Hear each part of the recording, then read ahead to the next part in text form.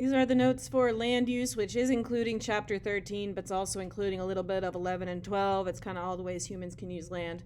I'm recording this at school, by the way, so if you hear any weird background noise, apologies, just ignore it.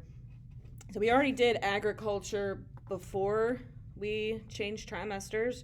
So we're going to do a little bit more about agriculture, but then focus more on things like forests and mining and all those kinds of things. Okay. In the history of life, when we go to dig up fossils and things like that, we can see that there are certain eras, certain geologic time spaces within the history of Earth. And obviously, those things that are deeper in the Earth would have been older, and the things that are more recent will have been more recent, higher up. For example, we know that dinosaurs existed right about in here because we don't see any dinosaurs before that. We don't see any dinosaurs after that, so we know they existed in that one spot. You don't have to know the different names for this class. If you'd like to Google any of them, go ahead. There's lots of information. But the one that we're bringing up today is an unofficial one on the very top that some are calling the Anthropocene. The Anthropocene, anthro is human. This is marking where humans have impacted the Earth. And this is where we can see it in the rocks. The changes in pollution, in radiation, in plastic.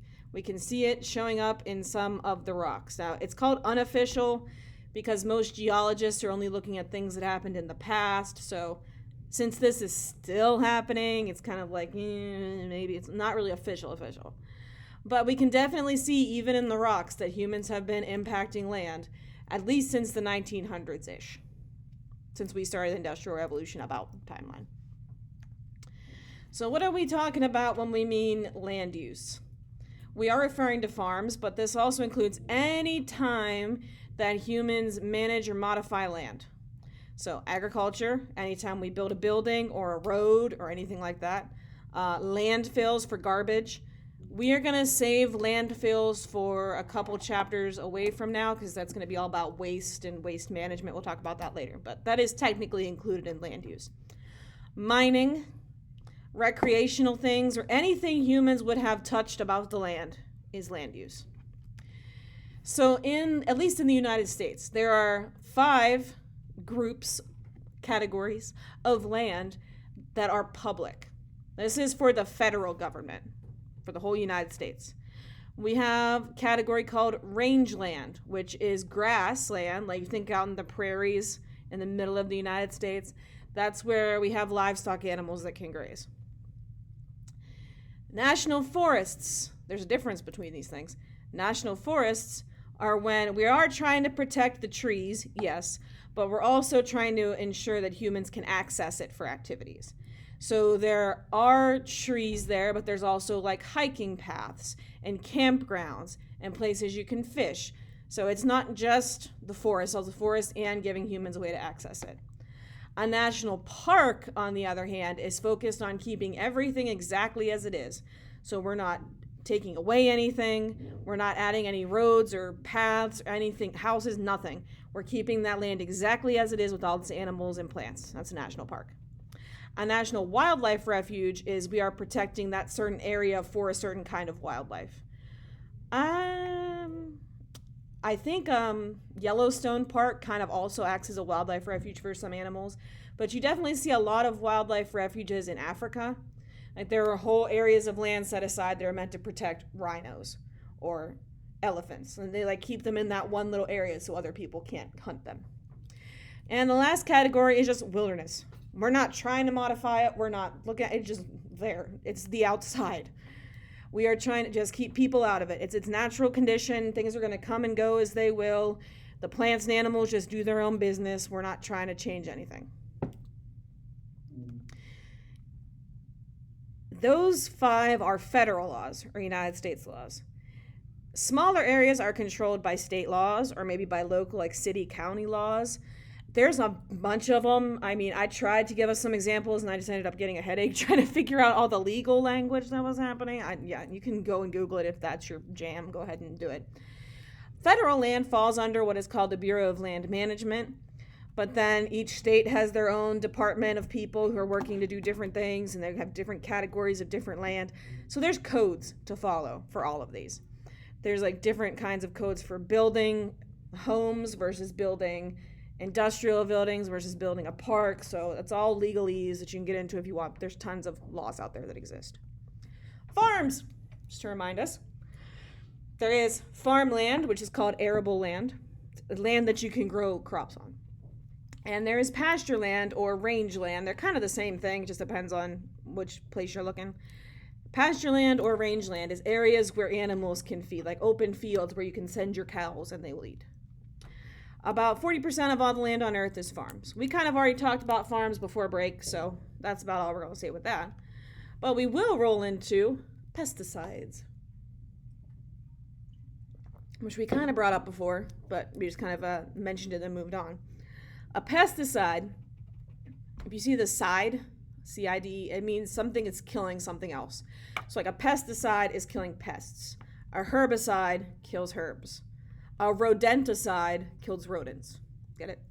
So a pesticide is just kind of a general category of chemicals that will kill things that we don't like. It could be insects, mice, reptiles, whatever. The problems with pesticides are that they're usually just sprayed everywhere. They can kill animals they were not intending to kill. Maybe you didn't want, let's say, caterpillars eating your plants. Well, if you spray some broad pesticide on there, it could also kill every insect, even the ones that might be helping your plants. Also, if you spray too much, when it rains or when you water the plants, it washes off. Well, now it's in the soil. It's killing all the worms in the soil and all the other little bugs that are supposed to help the soil grow. It decreases the overall health. It can run into water, so now it's killing the fish. So you can see, like, pesticides do their job for sure, but sometimes they do it a little bit too well, killing everything. A quick history of pesticides. I'm not going to ask you the history. I just want to kind of get you in your head. We're going to see more about DDT later. Up until about the 1940s-ish, World War I-ish, they only used natural pesticides. So that's something like putting salt down or arsenic, which is a poison. But the results weren't consistent. Like sometimes they'd work, sometimes they wouldn't work, sometimes they'd kill everything but what you wanted to kill. So after World War II, chemistry really started taking off. This is like the 1940s. This also was happening in the 1800s. Chemistry was kind of starting to go. But in the 1940s, after the World War II-ish era ended, we started having way more synthetic pesticides, so created in a lab by people. One of those is DDT, which we're going to do a whole case study on a couple days from now. These synthetic pesticides were very easy to produce in large quantities. They were very easy to use. You just threw them out there. Like DDT, they just sprayed it on everybody, everywhere, all the time, everything. But those things, they aren't pesticides. They're meant to kill things. So they poison the soil, they poison the water, they poison the people. It wasn't great. Today, once we realize that maybe that's not the best idea to just kill everything. The 1960s-ish up until today, we now have more integrated pest management, which means, okay, sometimes we have to use pesticides. Sometimes we've got to use the chemicals. But we can also include other more natural things to help protect nature, such as some of these. Maybe we don't need to throw a chemical at them and kill everybody. Maybe we can do something like sticky barriers, like fly tape, just hanging up. The bugs literally stick to it, so the only thing it's impacting is those bugs, not everybody else. Diatomaceous earth is a type of chemical that you can put on that only impacts crawling insects. There are things like you can put on the ground to only impact like snails and slugs. There's sometimes people use oils like mint, peppermint. A lot of bugs don't like that smell, so it helps to repel them away. Putting soap on the plants or something soap-like so that if an animal tries to eat it, it doesn't taste good, so they won't eat it anymore. Or get some natural predators, like some of these. Praying mantises are natural predators to a lot of insects, so throw some of them in your garden. They'll eat your bugs for you. Fertilizers, another thing we kind of glossed over when we talked about farms before. I know we're doing things in a weird order here, but, you know, trimester broke at kind of a weird time for us. A fertilizer is a chemical. It can be natural or man-made that helps a plant to grow. When we make it when it's a man-made one, we usually include nitrogen, phosphorus, and potassium. And we might also include a bunch of other ones, but something like calcium, magnesium, sulfur. It's basically vitamins for the ground, vitamins for the plant. Before we had all the synthetic ones that we have now, before like Miracle-Gro or going to the garden store and buying a fertilizer, a lot of what we would use was animal manure, cow poop, because that has these nutrients in it. And if you are running a farm, there's a lot of poop laying around, so they just picked it up and threw it on the field. So we can have single nutrient now, which means we've made one that's just nitrogen or just phosphorus, or it can be many put together. Downside with fertilizers is if there's too much of it, the plants can only absorb so much. They only use so much. So if there's extra just chilling on the ground and it runs off, well, it will run into water eventually. In that water, there are plants and algae growing. If you give algae extra nutrients, if you give algae fertilizer, they will go bananas. They will grow so much that they actually use up all the oxygen in the water and kill all of the plants and animals that are there. They can also, sometimes an algae bloom will produce toxins. It's kind of just like a byproduct of the algae. In their life cycle, they produce a toxin. If there's only like a handful of algae, it'll probably get, diluted in the water, not a big deal. If there's a bunch of algae and they're making all this toxin, well, they just poisoned everybody. It's not great. We'll see more about those later too. We're going to see about dead zones and things soon. If a farm does use manure, well, that could spread disease maybe from cow to cow or sheep to sheep or whatever animal it is. And obviously, fertilizers, especially the manure ones, don't smell great. Yeah. I know that's kind of like the least important of the impacts, but still, you don't want your area smelling bad. A way we can fix that, besides just using less fertilizers, is to make genetically modified crops that are resistant to pests. So, for example, corn's big problem is an insect called a corn borer that digs around and rips out their roots, so it kills the whole corn plant. Well, rather than trying to spray pesticides and fertilizers onto the plant to make it grow better and resist these insects, why not just make a plant that the insect can't eat, genetically modified? That's where GMO crops are going toward. To the trees. When people landed in the United States in the early, 1600s or whatever, they were like, just get all the trees out of here. We don't need all these trees. They're taking up all our space that we can use. Cut down all these trees.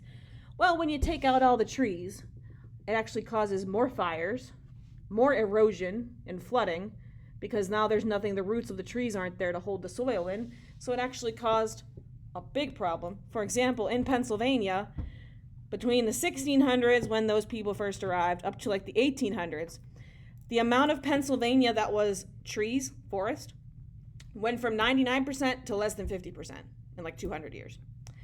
So in the early 1900s, we started to realize that, maybe it's not such a great idea to just cut down all the trees.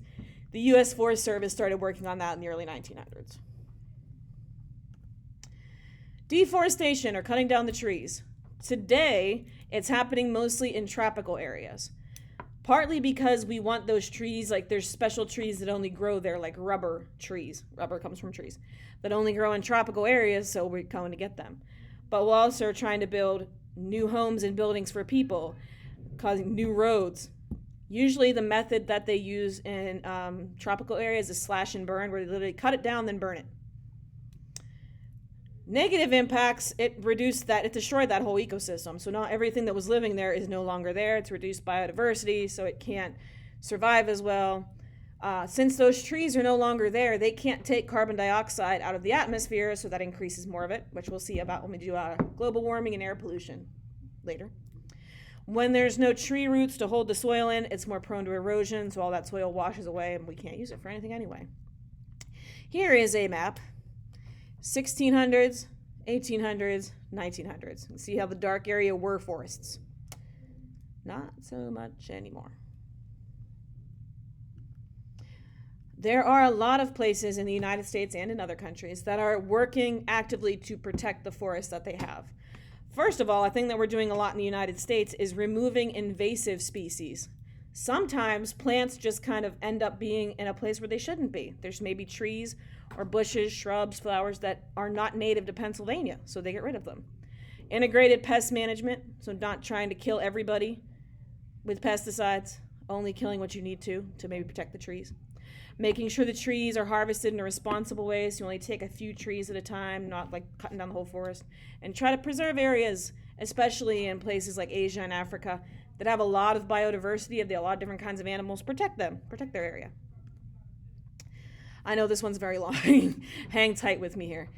Mining, taking minerals out of the earth. So that's something like it can be salts, or it can be metals, it could be gems. There's lots of different things. So within the earth, there are areas where these minerals are more common. So there might be a concentrated area where you'll find more salt, or a concentrated area where you'll find more coal or phosphorus or whatever you're looking for. And those deposits are what people are aiming for when they go to do mining. There's a lot of different kinds of mining. If you just kind of have a general idea of different ways that people can mine, it's great. So you can mine from the surface, like make a big hole and dig it out as you go. You could do strip mining like this, where you like do a strip, then another strip, then another strip, then another strip. There's also quarries, which are kind of common around here. I know of at least two in Lancaster and Lebanon, where things like pit and strip mining are looking more for like minerals, whereas quarries are looking for big chunks of stone, so like marble or sandstone or something, so that people can put it in their house. They can build stuff with it. You want big chunks of rock. You can also dig into the ground, go underground. That is where they make the shaft and they dig under, kind of like what you'd usually think with mining. There's also placer mines where you drop it in top and then it kind of shakes out, the water rinses out the stuff. Or there's even marine mining where we have big old boats and big robots that dig it out of the seafloor. The most mined substances today: coal, obvious, iron, again obvious, bauxite helps to make aluminum. It's aluminum comes out of bauxite. That's what that reddish one is. Phosphate, yeah. And gypsum, the white powdery one, is used a lot in construction. It's what like drywall's made out of and a couple other things. Gypsum. Feel free to Google any of those if you want. Some issues with mining, especially abandoned mines. So we took everything out and now there's just a hole in the ground and we moved on and left it alone. Well, all of those rocks being broken down released metals and minerals. When water mixes with them, it makes acids. So this happens a lot in the Pittsburgh area, actually, because I'm from there. You'll see a lot of areas where it just looks orange.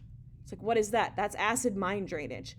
So as there's an old mine in there somewhere in that hill, that all this rock was just left in there, and then when water washed it away, it made an acid, which can obviously make water acidic and kill birds and fish and other animals. In some areas where there are new mines, the companies can kick people out, take over their areas, so we got to move out because we want to build a mine here. In some countries, not in the United States, but in other countries, some mines are operated by slave labor. Not great. There is now a movement for green mining, which means higher efficiency and less waste. You only dig where you need to dig. You don't cut down the whole forest just for a mine. You take down just a little part. Using better energy sources, more renewable energy, less fuels and pollution, stuff like that. There are also some movements to clean up and shut down old mines so that they don't cause environmental issues or sinkholes or anything washing out of them. And recycle the metals. Recycle those metals so that you can use them again. Hang on one second, I have somebody at my door.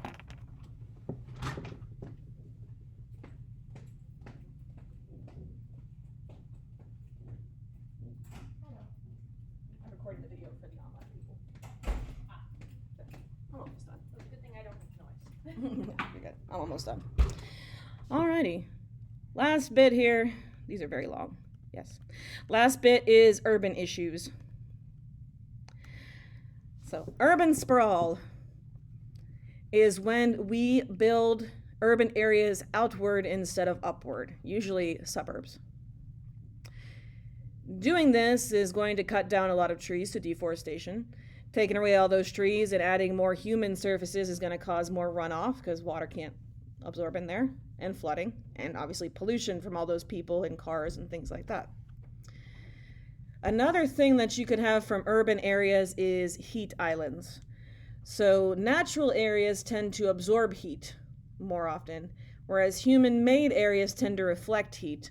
And that can create a whole microclimate that is hotter than the normal area would be. It can impact everything else. It's called a heat island. Last one. I know these have been super long. Improving urban areas. So having more efficient water, sanitation, electricity, so we're not wasting energy or causing too much pollution.